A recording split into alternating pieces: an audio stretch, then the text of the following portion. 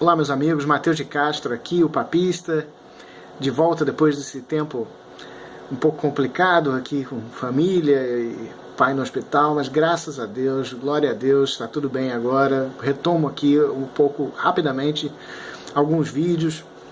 Nós vimos, é claro, depois do Natal, sobre a visita dos magos, dos reis magos, mas eles voltaram em algumas questões na minha página e por outras.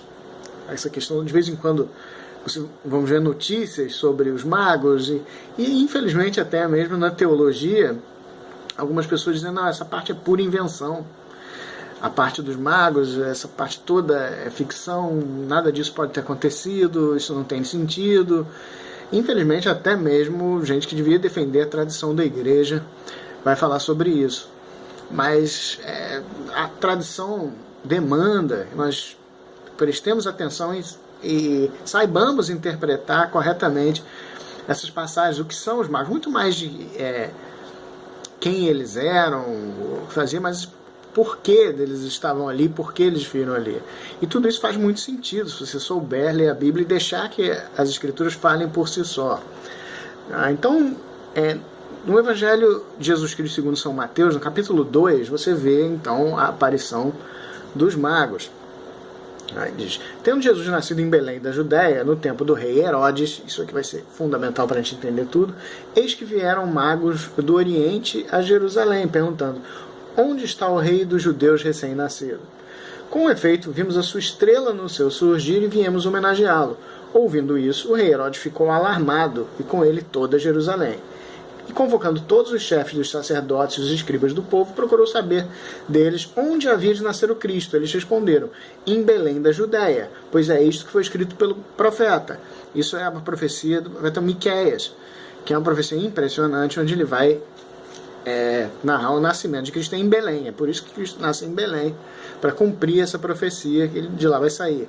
Belém é Bethlehem, significa casa do pão. E é de lá então que vai sair o quê? O pão da vida. De lá vai sair o Cristo, a nossa Eucaristia, o pão da vida. Então tudo isso junto já é alguma informação interessante. Mas aqui é importante dizer que Herodes talvez deva ser nosso foco agora, para se entender isso. Por que isso? Por que estrela? Por que tudo isso? Na verdade, gente, a grande preocupação aqui é com uma profecia feita no livro dos Números. Se vocês tiverem a bondade de me seguir até o livro dos Números, capítulo 24, versículos 17 e 18, vocês vão entender melhor por que tudo isso está acontecendo. Porque em Números 24, os israelitas estão, depois do tempo no deserto, eles estão entrando, se preparando para entrar na Terra Santa, eles estão conseguindo conquistas importantes, e quando eles vão chegar perto de Moab, os moabitas eles viviam aqui a leste de Jerusalém, de Israel. Se você pegar de Israel, como você vai ter aqui perto, mais para a saída do Mar Mediterrâneo, no meio você tem o Rio Jordão, o Mar Vermelho, e do outro lado você vai ter ali outras terras, como Moab, aí embaixo Edom, que a gente vai chegar lá. E os israelitas estão subindo, lembra, eles estão vindo do Egito, eles estão passando para entrar na Terra Santa, e eles estão tendo conquistas importantes. Então o rei moabita fica preocupado. Então ele convoca um sacerdote seu, chamado Balaão, e ele pede para Balaão jogar uma maldição nos israelitas. E aqui é uma passagem muito curiosa, que Deus interfere. E da boca de Balaão vão sair bênçãos. E o rei fica louco, fala, eu te chamei aqui para... É uma passagem até engraçada, que o rei, uma hora que é irônico, bate palmas para Balaão, fala, olha, porque eu te chamei aqui para vocês jogar uma maldição, você joga uma bênção. É uma passagem muito curiosa. E em outro momento que ele vai profetizar e vai falar isso, Balaão vai dizer, eu vejo, mas não agora. Quer dizer, mas não para agora, eu o contemplo, mas não de perto. Um astro procedente de Jacó se torna chefe, aqui é a tradução. Um cetro se levanta procedente de Israel. Então quer dizer, aqui ela não está dizendo que vai sair desse povo, dessa descendência de Jacó, vai vir um astro. Tá? Um astro geralmente é um sinal divino. Aqui, um sinal também real, tá? E divino. Então isso já é o suficiente para que as pessoas prestem atenção. E ele diz, um cetro se levanta procedente de Israel. Cetro em hebraico é shebet, e pode ter uma conotação aqui de ser quase de um estandarte, de um clã, por exemplo. Alguns comentários sobre o hebraico da época dizem que isso é muito mais do que um cetro de sol e poder, é também um sinal de um cetro, de uma monarquia, mas também é de um estandarte, tá? Vai dizer. Mas essa questão do clã leva também muita gente a pensar que é uma coisa muito mais pessoal. Não à toa, tá? Se você for ler em grego na Septuaginta, a palavra aqui usada não é o equivalente a cetro, é anthropos, que é exatamente um homem.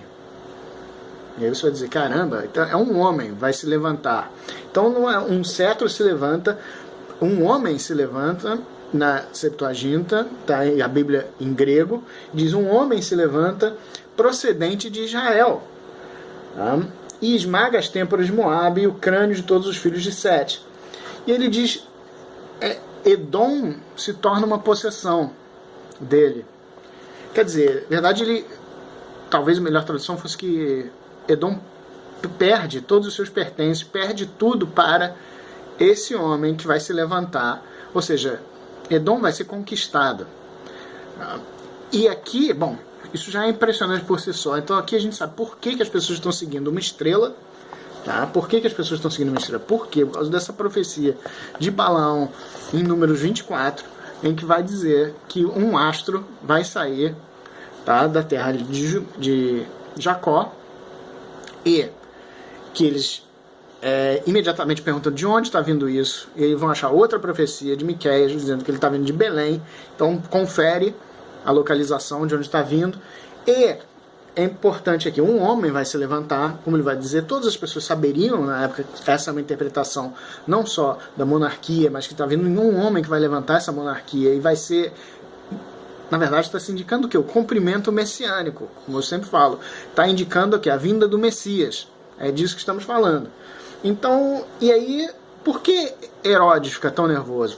Porque no versículo 18 do capítulo 24, como a gente viu, ele diz, Edom vai perder tudo. Tá? Então, quer dizer, o que acontece? A dinastia herodiana, tá, que é uma dinastia que veio, tá, fundada por Esaú, provavelmente, muito antiga, começa a se tornar que veio dos semitas, justamente como os povos árabes vão vir, e jamais para o que vamos ver depois dos povos árabes. Mas eles são edomitas. A dinastia herodiana é edomita. Eles vêm de Edom. Então, quando ele diz Edom vai perder, é exatamente essa profecia que eles têm tanto medo. Que Herodes, é por isso que Herodes aparece aqui. Herodes envia eles e fala, peraí, vocês estão procurando uma pessoa, vocês estão seguindo uma estrela? Imediatamente ele vai pensar nesse oráculo de Balaão e falar, então peraí, se essa pessoa surgir, ela pode acabar com a minha dinastia, vai acabar com o meu reino, vai libertar Jerusalém, tudo isso junto. Todas essas profecias aqui nesse momento se encaixam nisso. E é por isso que essas pessoas, esses magos, tá, que provavelmente eram, algumas pessoas chamam realmente de astrólogos, tá, de pessoas que realmente estão estudando os céus. É possível que, nesse caso, não fosse, por exemplo, a astrologia que nós vimos depois na Idade Média, tá? Que era outra coisa, mas alguma coisa envolvida muito de divinação, e talvez, provavelmente, idolatria envolvida nisso, que seria um problema, por isso foi tão combatida. Quando se mistura isso, você vai ver depois na Idade Média, mais tarde até, pelo século XV, eu não sou um especialista nisso, mas lá pelo século XV, você tem um estudo mais sério, tá, do que se chamaria astrologia, mas o estudo realmente dos astros, vindo junto com a astronomia. Você tinha nas universidades até astrologia e astronomia, desde que não tivesse uma coisa idólatra de divinação, eram ramos, tá, de estudo, mas que depois também se perde e igualmente é condenado, tá? Mas nessa época que a gente está falando aqui, não é esse tipo de astrologia que chegou a ser estudada nas universidades, tá? Com a igreja, com o resto. Que é um período curto, na verdade, tá? Mas existiu. Isso provavelmente é idólatra, é divinação, mas eles provavelmente eram astrólogos, pessoas que estudavam esse movimento e vão seguir até lá. Eles provavelmente eram persas, tá? E estão passando por ali, e Herodes fica assustado quando ele vê que a profecia está para se cumprir. Então é disso que estamos falando, é essa a importância dos magos, porque eles estão seguindo uma profecia, mais uma vez, o cumprimento messiânico. E outra coisa, quando os magos chegam, tá, para Nosso Senhor Jesus Cristo, também tem um outro significado. Eles são os gentios também recebendo a palavra. Eles vão e se curvam ante do Senhor. Tá? Então aquilo tudo que as pessoas esperavam, ele viu o Senhor vir como um rei de Israel, todos não, mas algumas pessoas esperavam realmente isso, principalmente os zelotas, esse tipo de gente esperava que fosse ser um conquistador que ia libertar Israel e fazer uma coisa separada, mas não era essa a visão, e não era da maioria dos judeus na época.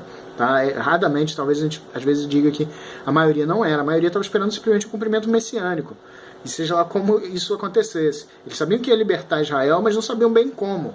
Algumas pessoas queriam que fosse exatamente uma coisa militar, tá? Que fosse uma libertação física, que não era. Então, nesse ponto, seria uma frustração terrível para os zelotas, esse tipo de coisa. Porque quem está recebendo primeiro o Senhor, quem está se curvando primeiro o Senhor e sendo recebido, são pagãos. Isso é uma coisa também da catolicidade. Aqui nós vemos de novo aquilo que eu tenho falado sobre a catolicidade, a universalidade da palavra. Já sendo recebido por outras pessoas. Então aqui você tem todo o cumprimento messiânico, o cumprimento dessa profecia de Balaão, da profecia de Miqueias, e o encontro com os pagãos recebendo a palavra até primeiro, nesse caso. Então isso é muito importante saber por que Herodes manda isso, por causa dessa profecia. Não é simplesmente político, porque essa pessoa vai vir conquistar, é porque tem uma profecia. Se ele for mesmo o Messias, a dinastia herodiana vai cair. Não é simplesmente política. Existe uma coisa teológica aqui envolvida, que é o cumprimento messiânico. Aí, claro, ele vai se preocupar a dinastia dele cair, mas que pode vir o Messias. O que ele quer evitar não é que vai surgir um revolucionário, que vai surgir o Messias. Isso é muito importante para a gente frisar sobre isso. Então, por enquanto, gente, a gente vai falar sobre isso depois no futuro, mais profundamente, todas as conclusões teológicas que a gente pode ter sobre os magos. Há muita coisa edificante para você tirar sobre esses encontros, tá? Mas no momento basta para a gente ter uma pequena reflexão do cumprimento messiânico, sempre como ler a Bíblia, como entender essas passagens. Você se tornar tão frequente na sua leitura que automaticamente você vai lembrar sobre estrelas, sobre pessoas surgindo, e você vai lembrar dessa profecia de Balaão em Números 24. Meus amigos, vamos seguir em frente. Se Deus quiser, muito mais vamos aprender, discutir. Em Cristo, entregue a proteção da Virgem Maria, um papista.